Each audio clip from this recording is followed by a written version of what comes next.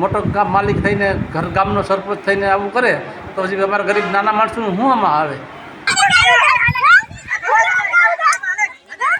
ઉના તાલુકાના ચીખલી ગામે સરપંચ દ્વારા એક વ્યક્તિ ઉપર જાનલેવા કુહાડી વડે હુમલો, વ્યક્તિને ઈજા થતાં સરકારી હોસ્પિટલમાં દાખલ કરવામાં આવ્યો।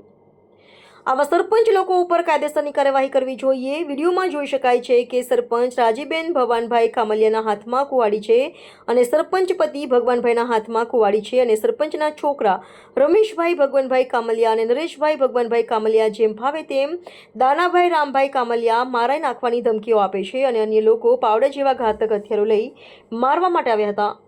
દાનાભાઈની પોતાની માલિકીની જગ્યા હોવા છતાં બળજબરીથી અને તેમની સત્તાના પાવરથી તેમના રસ્તા માટેની જગ્યા લઈ લેવી છે। આવા લોકો ઉપર પોલીસે કાયદાકીય રીતે પાઠ ભણાવવા જોઈએ। હાલ અત્યારે વ્યક્તિ સરકારી હોસ્પિટલમાં સારવાર માટે દાખલ છે અને પોલીસ ફરિયાદ નોંધાઈ છે। The mirror news Una. Danabhai Rambhai Kamaliya, ગામ મારું શીખલી। ને આ સરપંચ થઈ ને મારી ઉપર કવાડીનો ઘા કર્યો આસીબેનભાઈ, અને મારી માલિકી છે, મારી માલિકીમાં હું ઉકળો તો એમાંથી મારે ખાતર પડી છતાં મારે જોર જબરાથી અહીંયા રેતીનો ખાલી કરી ને મને માર્યો ને બધા ભેગા થઈને હુમલો કર્યો મારી ઉપર। મેં ના પાડવા જોઈએ કે મારી જગ્યામાં મારે 50 વર્ષથી ઉકળો છે અને 70 વર્ષથી એ છતાંય પાછો મને દબાણ કરે છે। આ 3 વાગ્યા મારો આમાં નરેશભાઈ, પછી રાજીબેન, પછી રમેશ, પછી લાડુ, એ ભરત, પછી બસી, ભીખો, એટલા બધા મારવા મને હતા।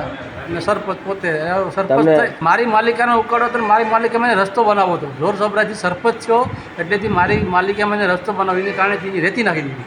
સરપંચ નામ બાઈ છે રાશીબેન, હા, એનો છોકરો હેડલિંગ નરેશ, બરાબર, હા, અહીંયા જોર જબરાથી મને પછી માર્યો, રસ્તો મારેલામાં જોર જબરાથી જોઈએ છે, બરાબર।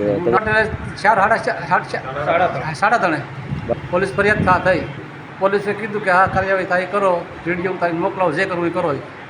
મારી સરકાર પાસે માગ કઈ છે, મારો રસ્તો છે, મારો ઉકળો છે, મને મારો રસ્તો પાછો આપી દે ને મને કવાડી મારી, એનો કંઈક મને શું કરવું? એનું મોટો ગામ માલિક થઈને ઘર ગામનો સરપંચ થઈને આવું કરે તો પછી અમારા ગરીબ નાના માણસોનું શું આમાં આવે? એ પ્રમાણે એને કાર્યવાહી કરવાની છે મારે।